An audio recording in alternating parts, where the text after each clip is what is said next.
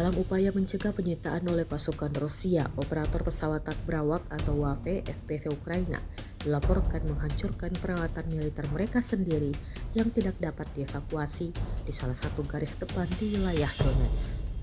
Rekamannya diunggah di Telegram pada Jumat 2 Mei 2025. Menurut laporan dari lapangan, dua kendaraan utama menjadi sasaran penghancuran, kendaraan komando dan staf M577 serta kendaraan segala medan lapis baja beroda rantai BVC-10 Viking. Keduanya ditinggalkan di area pertempuran yang tidak lagi dapat diamankan oleh pasukan Ukraina. Penghancuran ini dilakukan secara presisi menggunakan drone FPV, sebuah metode yang semakin umum digunakan dalam perang modern untuk mencegah jatuhnya teknologi militer di tangan musuh.